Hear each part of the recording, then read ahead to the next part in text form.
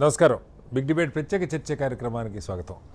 ఆంధ్రప్రదేశ్లో తెలుగుదేశం మహానాడు కార్యక్రమాలు దిగ్విజయంగా జరుగుతున్నాయి. నిన్న ఈరోజు పూర్తి స్థాయిలో అనేక తీర్మానాలను ప్రవేశపెడుతున్నారు. అలాగే తెలుగు రాష్ట్రాల వ్యాప్తంగా ఈసారి హైబ్రిడ్ విధానంలో తెలుగుదేశం పార్టీ ఆవిర్భావ దినోత్సవాలు మహానాడు పేరుతో జరుపుకుంటున్నారు. ఈరోజు దివంగత మాజీ ముఖ్యమంత్రి ఎన్టీఆర్ గారి జయంతి సందర్భంగా తెలంగాణలో మైత్రీవనం చౌరస్తాలో ఎన్టీఆర్ గారి విగ్రహ ప్రతిష్ట తెలంగాణ ముఖ్యమంత్రి గారి చేతుల మీద జరగబోతుంది. ఈ సందర్భంగా మహానాడు నుంచి పార్టీ ప్రధాన కార్యదర్శి లోకేష్ గారు కొన్ని కీలకమైన వ్యాఖ్యలు చేశారు. తెలంగాణలోతో పాటుగా అలాగే అండమాన్లో కూడా తెలుగుదేశం పార్టీని తిరిగి పెద్ద ఎత్తున విస్తరించేటువంటి కార్యక్రమాలు చేపడతామని చెప్పారు. ఏం జరగబోతుంది, ఆంధ్రప్రదేశ్లో తెలుగుదేశం అధికారంలో ఉంది, తెలంగాణలో తిరిగి పుంజుకోవడానికి ఏ మేరకు అవకాశం ఉంది, అలాంటి ప్రయత్నాలు ఏమన్నా సీరియస్గా జరిగే అవకాశం ఉందని దాని మీద వాళ్ళు బిగ్ డిబేట్లో చర్చను చేపట్టాం. చర్చలో మనతో పాటు బొల్ల మల్ల యాదవ్ గారు బీఆర్ఎస్ పార్టీ సీనియర్ నాయకులు, మాజీ ఎమ్మెల్యే వారు మనతో జాయిన్ అవుతున్నారు. అలాగే డాక్టర్ ఏఎస్ రావు గారు తెలుగుదేశం పార్టీ స్పోక్స్ పర్సన్, అలాగే ఎన్టీఆర్ జాగృతి అధ్యక్షులు వారు కూడా మనతో ఉన్నారు. అలాగే గౌరీశంకర్ గారు సీనియర్ రాజకీయ విశ్లేషకులు వారు కూడా మనతో ఉన్నారు. మరి కాసేపట్లో ఇందిరా శోభన్ గారు కాంగ్రెస్ పార్టీ తెలంగాణ అధికార ప్రతినిధి వారు కూడా మనతో జాయిన్ అవుతారు. ముందుగా ఏఎస్ రావు గారు నమస్కారం. రావు గారు, చాలాసార్లు గతంలో రాష్ట్ర విభజన తర్వాత నాకు గుర్తుండి 2014లో మాత్రం తెలంగాణలో తెలుగుదేశం పార్టీ సీరియస్గానే పోటీ చేసింది, అనేక స్థానాలు గెలుచుకుంది. ఆ తర్వాత పరిణామాల్లో సరే గెలిచిన వాళ్ళు పార్టీలు మారిపోవటం ఇవన్నీ జరిగినాయి. 18 కానీ 23 కానీ అసెంబ్లీ ఎన్నికల్లో కానీ ఐ థింక్ 18లో చేసినట్టున్నారు కొంత పొత్తులో భాగంగా. 23లో అయితే అసలు నాకు గుర్తున్న మేరకు పోటీ చేయలే. అలాగే 2 పార్లమెంట్ ఎన్నికలు కూడా 24 పార్లమెంట్ ఎన్నికల్లో కూడా తెలంగాణలో కూటమికి మద్దతు ఇచ్చినట్టున్నారు, కానీ బీజేపీకి ఇక్కడ పోటీ చేసిన పరిస్థితి లేదు.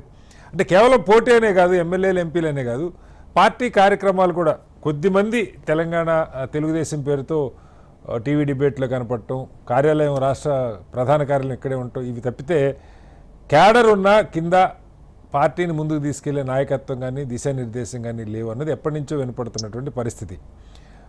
అనేక జిల్లాల్లో ఇప్పటికీ తెలుగుదేశంకి గట్టి సానుభూతి, ముఖ్యంగా దక్షిణ తెలంగాణలో భారీగా మనకి హైదరాబాద్తో పాటుగా ఖమ్మం, నల్గొండ, కొంత నిజామాబాదు ఈ ప్రాంతాల్లో భారీగానే తెలుగుదేశం సానుభూతి పరులు, అభిమానులు, కార్యకర్తలు, ఓటర్లు ఉన్నారు. ఏంటి ఇప్పుడు తెలుగుదేశాన్ని తెలంగాణలో విస్తరించే ప్రయత్నం ఏమన్నా సీరియస్గా టేకప్ చేయబోతా ఉన్నారా? లేదు ఎన్నికలప్పుడు ఏదో కొంత హడావుడి తప్పితే పార్టీ కనపడే అవకాశం ఏ మేరకు ఉంది?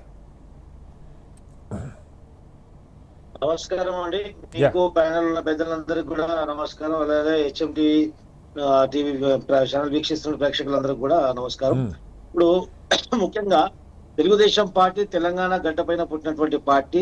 ఆనాడు ఎన్టీ రామారావు గారు ఒక గొప్ప సంకల్పంతో ఈ పార్టీ పెట్టారు, ఒక సిద్ధాంతం పార్టీ పెట్టారు.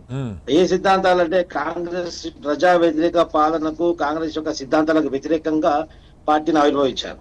ఆ తర్వాత ఏమైపోయిందంటే ఎన్టీ రామారావు గారు జీవించున్నంత కాలం కూడా కాంగ్రెస్ సిద్ధాంతాలకు వ్యతిరేకంగానే పోరాటం చేశారు. ఏనాడు కూడా కాంగ్రెస్ తో చేయగలపలేదు. కాంగ్రెస్ ఇతర శక్తులను ఏకం చేసి యునైటెడ్ ఫ్రంట్ లాంటి ప్రభుత్వాలు ఏర్పాటు చేసి కేంద్రంలో కూడా ఆయన చెత్త చాటుకున్నారు ఆయన. కాకపోతే ఏమైపోయిందంటే నాయకత్వం తర్వాత మరి విభజన తర్వాత, రాష్ట్ర విభజన తర్వాత ఏమైందంటే చంద్రబాబు నాయుడు గారు ఆంధ్రప్రదేశ్ కి మాత్రమే వాళ్ళు కాన్సన్ట్రేట్ చేశారు. ఎందుకంటే అక్కడ చిట్ ఫాట్ టాట్ గా ఉన్నది.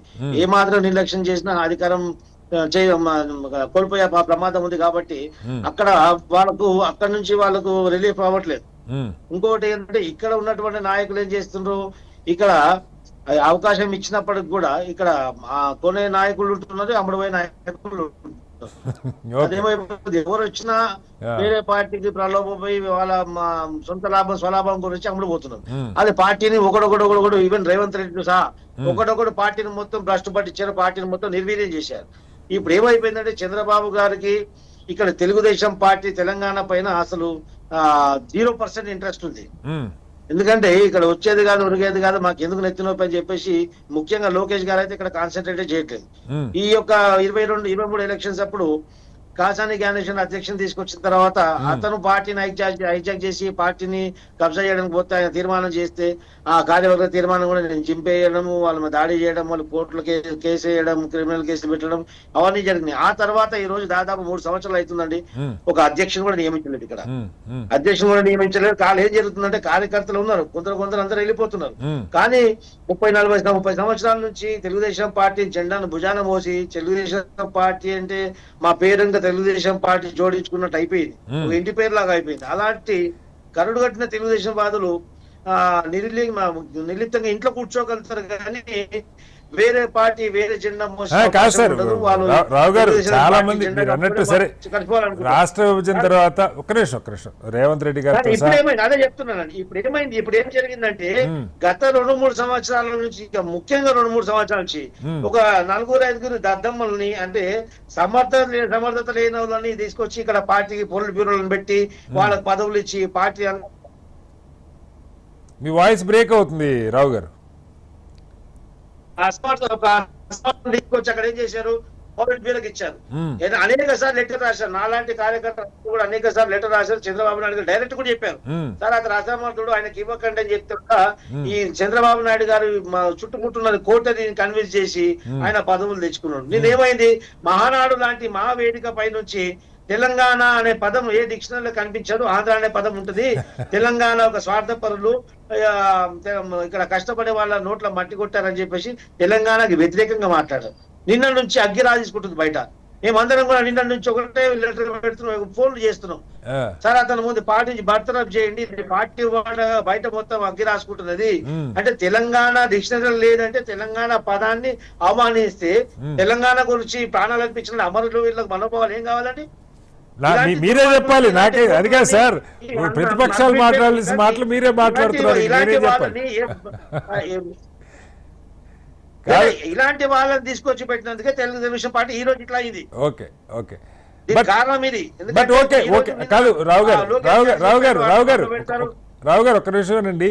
సరే ఇప్పుడు ఉన్న నాయకత్వం చాలా మంది నాయకులు ఇవాళ అన్ని పార్టీల్లో మంత్రులుగా, సరే ఏకంగా తెలంగాణ ముఖ్యమంత్రి గారితో సహా తెలుగుదేశం నుంచి వచ్చిన వాళ్ళే.